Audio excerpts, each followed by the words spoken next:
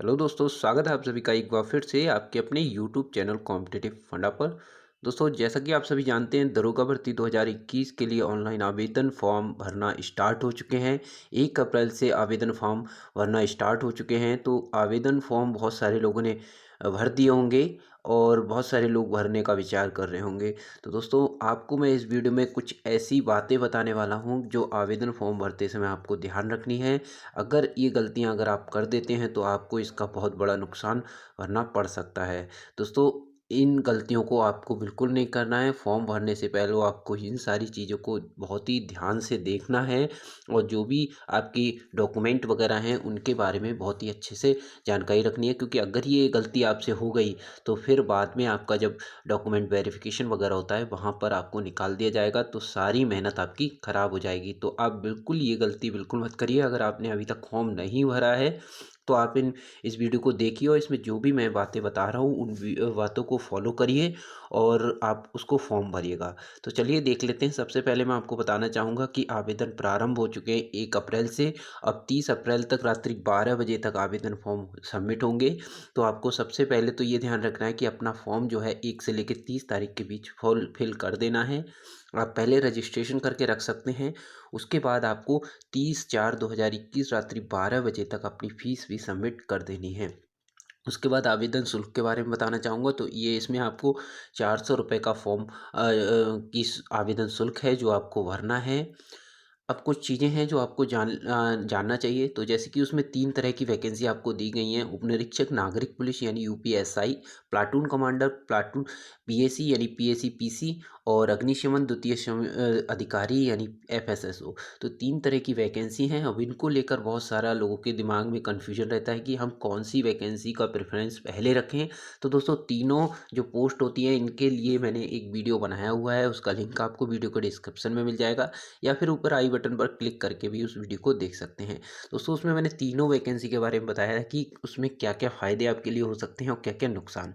तो ये चीज़ आप पर डिपेंड करती है कि आपको कौन-सी जॉब करना पसंद है, किस टाइप की, उसके अकॉर्डिंग आपको फॉर्म फिल करना होगा, ठीक है? तो ये तीनों जो कैडर हैं आपको बहुत ही सावधानी से चूज़ करने हैं, क्योंकि पूरी ज़िंदगी आपको इन कैडर में काटनी होगी अगर आपका सिलेक्शन होता है तो। तो आपको बहुत ही ध्यानपूर्वक इनको सेल करना है। मैक्सिमम लोग क्या करेंगे, यूपीएसआई सेलेक्ट करेंगे, पीएसी सेलेक्ट करेंगे और एफएसएसओ करेंगे। लेकिन आपको अपने हिसाब से चूज़ करना है कि आपको क्या पसंद है, ठीक है? उसके बाद आपको, अगर आप एफएसएसओ का फॉर्म भर रहे हैं तो आपके लिए आप जो है स्नातक उपाधि हो, वो भी विज्ञान में यानी साइंस में आपका ग्रेजुएशन होना चाहिए। अदरवाइज़ आप एफएसएसओ के लिए अप्लाई नहीं कर पाएँगे। सिर्फ़ 2 के लिए करेंगे, यूपीएसआई और प्लाटून कमांडर के लिए, ठीक है? लेकिन अगर आप साइंस से ग्रेजुएशन, तो आपके लिए एक ऑप्शन और होगा एफएसएसओ का, जो कि भर्ती को आपको ऑप्शन को टिक करना होगा और उसमें भी आपको कंसीडर किया जाएगा। इसके बाद कुछ और चीज़ें हैं, जैसे कुछ अधिमानी अहर्ताएँ हैं। दोस्तों, ये क्या होती हैं, इसमें क्या होता है, अगर आपके पास ड्वेक या नॉलेज से कोई भी ओ सर्ट लेवल का सर्टिफिकेट है या फिर प्रादेशिक सेना में आपका 2 वर्ष का कोई भी आपके पास अनुभव है या फिर एनसीसी का बी सर्टिफिकेट है। तो अगर ये 3 सर्टिफिकेट होते हैं तो इनमें क्या होता है, जैसे कोई भी आपकी रैंक, आपका नंबर जनरल की लास्ट कट ऑफ पर है और एक बंदे का और भी है। अब उनको एक कैंडिडेट को लेना है, तो वहाँ पर प्रेफ़रेंस ये रहेगा कि अगर आपके पास ये सर्टिफ़िकेट है तो आपको वहाँ पर सिलेक्ट किया जाएगा। तो इन तीनों चीज़ों का बेनिफिट आपको ये मिलेगा कि अगर 2 लोगों के नंबर बराबर हैं तो आपको उनसे ऊपर वरीयता दी जाएगी, यानी आपको ऊपर उससे रैंक दी जाएगी। ये इसका फ़ायदा है। तो अगर आपके पास ये सर्टिफ़िकेट है तो इनको भी ज़रूर लगाइएगा। साथ ही साथ यहाँ पर मैं बताना चाहूँगा, वर्टिकल रिजर्वेशन होता है। तो इसमें जैसे अनुसूचित जाति यानी एससी और एसटी के जो भी कैंडिडेट हैं उनको 5 साल का रिजर्वेशन वगैरह दिया जाता है। तो इसमें सबसे बड़ी बात ये है कि आपको रिजर्वेशन दिया जाएगा तभी जब अगर अपना सर्टिफिकेट लगाएँगे, और सर्टिफिकेट के लिए भी जो डेट जो है निश्चित की गई है वो होना अनिवार्य है। अगर आपकी ये डेट अनिवार्य अगर नहीं होती है और आप 5 वर्ष का रिलैक्सेशन समझ के अभी आवेदन कर देते हैं, आपका एग्ज़ाम में नंबर भी आ जाता है लेकिन आप सर्टिफिकेट देने में समर्थ नहीं हो पाते, यानी जिस भी टाइम का माँगा गया है, तो आपको ये 5 साल का रिजर्वेशन नहीं मिलेगा, आपको वहाँ से बाहर कर दिया जाएगा। दूसरा, आपको वहाँ की मेरिट में कंसीडर भी नहीं किया जाएगा, आपको जनरल में डाल दिया जाएगा। तो 2 ऑप्शन रहेंगे। अगर आप आयु में छूट ले रहे हैं तो आपको आयु में छूट नहीं मिलेगी। दूसरा, अगर आपको आयु में छूट ना लेने के बाद भी आप अंडर एज यानी 28 से कम उम्र के हैं तो कोई बात नहीं, लेकिन फिर आपको जनरल में डाल दिया जाएगा। तो ये रहेगा अगर आप अपना सर्टिफिकेट नहीं दे पाते हैं तो सर्टिफिकेट आपका विद इन टाइम पीरियड होना चाहिए। इसके बाद जैसे और भी हैं, ओबीसी का सर्टिफिकेट है और ईडब्ल्यूएस का सर्टिफिकेट है, तो ये सर्टिफिकेट अपने बनवा लीजिए। लेटेस्ट होने चाहिए, आवेदन की अंतिम तारीख से पहले पहले की डेट के होने चाहिए, अदरवाइज ये मान्य नहीं होंगे। आपको जनरल कैटेगरी में डाल दिया जाएगा, यानी जनरल का मतलब आप समझ सकते हैं, ये आपकी 23 से लेकर 28 की उम्र होनी चाहिए और आपको जनरल की जो वैकेंसी है उन पे फाइट करना होगा।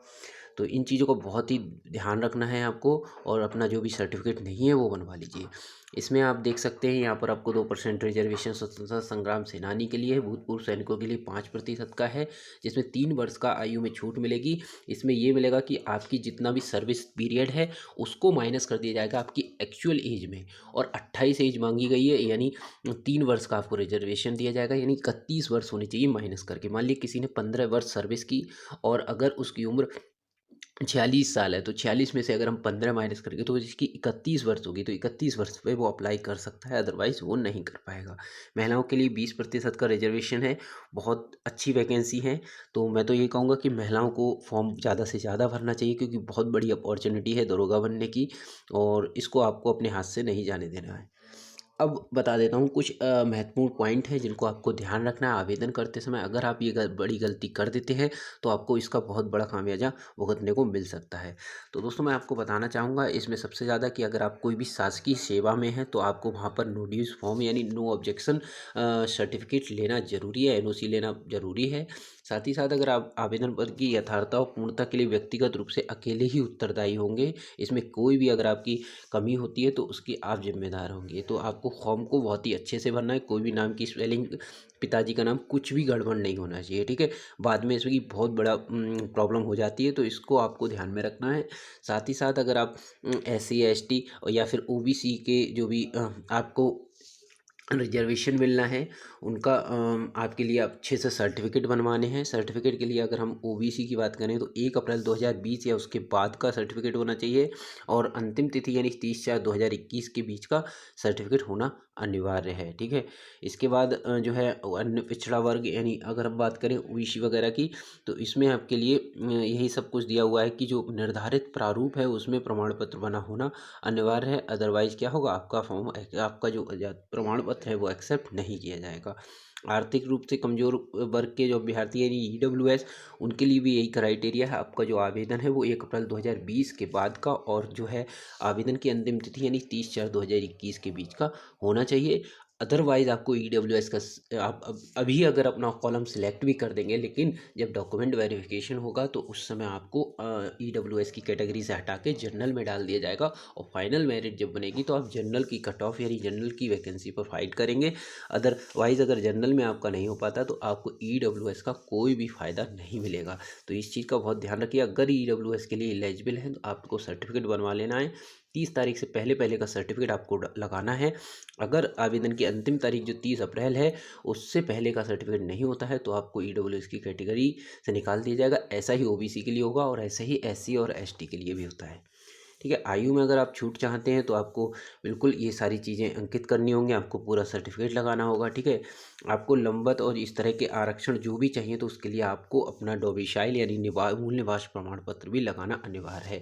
देखिए, अगर आपके पास जाति प्रमाण पत्र या ईडब्ल्यूएस कोई भी अगर आप सर्टिफिकेट लगा रहे हैं तो आपको अपना मूल निवास प्रमाण पत्र होना अनिवार्य है, जिसकी डेट भी 1 अप्रैल 2020 से लेके 30 अप्रैल 2021 के बीच की होनी चाहिए। अगर आप मूल निवास नहीं लगा पाते और आपके पास जाति प्रमाण पत्र है तो वहाँ पर आपको इसका नुकसान मिलेगा, यदि आपको उस कैटेगरी के लिए कोई भी रिजर्वेशन नहीं दिया जाएगा, आपको जनरल में डाल दिया जाएगा। तो ये आपके लिए रहता है, अगर आप कोई भी आरक्षण का दावा करते हैं तो उसका लाभ आपको मिलेगा। और इन्होंने सारी चीज़ें बताई हुई हैं। मूल निवास प्रमाण पत्र प्रस्तुत ना किए जाने पर ये माना जाएगा कि आप जो है अपनी दावेदारी को निरस्त कर दिया गया है और आपको अनारक्षित श्रेणी में डाल दिया जाएगा, जैसा कि मैंने आपको अभी बताया था। साथ ही साथ आपको जो है ऑन नो ड्यूज फॉर्म यानी नो ऑब्जेक्शन सर्टिफिकेट भी कराना अनिवार्य है। मूल निवास प्रमाण पत्र के लिए भी आपको, अगर आप नहीं दे पाते हैं तो आपको अदर स्टेट का मानते हुए आपको जो है जनरल कैटेगरी यानी अनरिजर्व्ड कैटेगरी में डाल दिया जाएगा। तो उसके बाद यहाँ पर बताया हुआ है कि आपको SC ST के लिए, महिलाओं के लिए मूल निवास का असमर्थ रहती हैं तो उनके लिए भी महिला जो आरक्षण है वो श्रेणीवार नहीं दिया जाएगा, उनको भी अनारक्षित श्रेणी में डाल दिया जाएगा। तो अब कुछ और चीज़ें हैं जो आपको ध्यान रखनी है आवेदन फॉर्म भरते समय। तो आपको ऑनलाइन फॉर्म भरते समय आपको अपने स्नातक के उपाधि का अंक पत्र या प्रमाण पत्र होना चाहिए। अधिमानी अहर्ता संबंधी जो भी प्रमाण पत्र मैंने आपको बताया, डॉइक का, डीलिट का O लेवल होना चाहिए। न्यूनतम से सेना में, प्रादेशिक सेना में आपको 2 वर्ष का सेवा काल होना चाहिए। NCC में 2 भी प्रमाण पत्र, अगर आपके पास इनमें से कोई है तो इनको जरूर लगाएगा, इनका आपको फ़ायदा मिलेगा। साथ ही साथ आपके पास मूल निवास प्रमाण पत्र होना चाहिए। आवेदन पत्र जमा करने की तिथि से पहले का होना चाहिए। OBC का सर्टिफिकेट होना चाहिए। SC ST का सर्टिफिकेट होना चाहिए। आपके पास जो है स्वतंत्रता संग्राम सेनानी आश्रित का प्रमाण पत्र होना चाहिए। भूतपूर्व सैनिकों का डिस्चार्ज प्रमाण पत्र यानी सेवा मुक्ति प्रमाण पत्र होना चाहिए। और आयु में अगर आप छूट चाहते हैं तो आपके लिए कार्यरत कर्मचारियों के द्वारा प्रस्तुत किया जाने वाला प्रमाण पत्र भी होना चाहिए। तो ये सारे प्रमाण पत्र भी होने चाहिए आवेदन फॉर्म फिल करते समय। ये बिल्कुल मत सोचिएगा कि बाद में डॉक्यूमेंट वेरिफिकेशन होगा तब हम निकाल देंगे। तो आपका जो डेट है वो यहाँ पर फिक्स कर दी गई कि आवेदन की अंतिम तिथि तक आपके पास ये आवेदन होने चाहिए, बाद में कोई भी मान्य नहीं होंगे। आवेदन की प्रक्रिया क्या क्या रहने वाली है? तो आवेदन की प्रक्रिया ऑनलाइन है। ऑनलाइन के माध्यम से आप अपना आवेदन कर सकते हैं, जिसमें 400 रुपये का शुल्क रखा गया है। इसके लिए आपको वेबसाइट पर जाना होगा uppbpv.gov.in पर। उसके बाद अपना सारी निर्देशों को पढ़ने के बाद आप कैंडिडेट रजिस्ट्रेशन पर क्लिक करेंगे। उस पर क्लिक करने के बाद अपना आवेदन करने के 3 चरण रखे गए हैं। पहला होगा आपका, प्रथम चरण में आपका पंजीकरण होगा। पंजीकरण के बाद आपका दूसरा चरण होगा जिसमें आपको अपनी अधिमानी शैक्षिक अर्हता संबंधी जानकारी फिल करनी होगी। और जानकारी फिल करने के बाद जो है आपको तीसरे चरण में शुल्क का भुगतान करना होगा, जिसको आप ई-चालान, internet banking, credit bank card और डेबिट कार्ड और UPI के माध्यम से भुगतान कर सकते हैं। तो ये 3 चरण रहने वाले हैं। दोस्तों, आवेदन प्रारंभ हो चुके हैं। अगर आपने अभी तक फॉर्म नहीं भरा है, आपके सारे डॉक्यूमेंट कंप्लीट हैं, तो आप जल्द से जल्द आवेदन कर दीजिएगा। लास्ट डेट के चक्कर में बिल्कुल मत रहना, क्योंकि कभी कभी सर्वर डाउन हो जाता है तो आपको बहुत ज़्यादा प्रॉब्लम इसकी हो सकती है। अगर आपके पास कोई भी इनमें से सर्टिफिकेट नहीं है या फिर डेट के नहीं है तो आपको इनको बनवा लेना है और जल्द से जल्द इनका लिए आपको आवेदन कर देना है। ये बहुत बड़ी भर्ती यूपी में आई हुई है और जो जल्दी आपके लिए देखने को नहीं मिलती। कई सालों के इंतज़ार के बाद ये भर्ती आई है, तो इस फॉर्म को ज़रूर फिल कर दीजिएगा। बहुत बड़ी अपॉर्चुनिटी है, अच्छे से तैयारी करिए और जल्द से जल्द जो है आप सिलेक्शन लीजिए और दरोगा बनिए। तो दोस्तों, मैं तो आपसे यही कहना चाहूँगा कि जो मैंने आपको बातें बताई हैं उनका ध्यान रखें, उनके साथ आप जो है फॉर्म को अवश्य फिल करें। तो दोस्तों, अगर आपको हमारा वीडियो पसंद आए तो वीडियो को लाइक करिएगा, शेयर करिएगा। और चैनल पर नए हैं, चैनल को सब्सक्राइब नहीं किया है तो चैनल को सब्सक्राइब कर लीजिए, वीडियो को लाइक करिए। अगर हमारे कोई भी टेलीग्राम और हमारे फेसबुक पर आप ज्वाइन नहीं हुए हैं तो नीचे दिए हुए वीडियो में लिंक के द्वारा आप इनको ज्वाइन कर सकते हैं। तब तक के लिए दोस्तों, थैंक यू। जय हिंद।